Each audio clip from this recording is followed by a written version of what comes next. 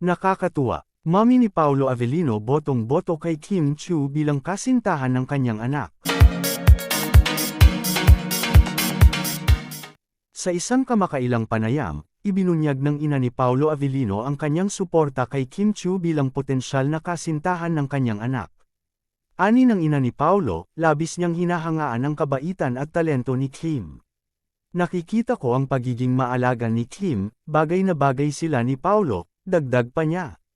Bukod dito, pinuri rin niya ang profesionalismo at kasipagan ni Kim sa industriya.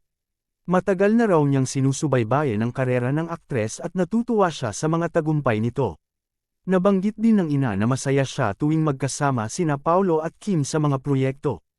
Naniniwala siyang magkakaroon ng magandang relasyon ang dalawa dahil sa kanilang magagandang ugali.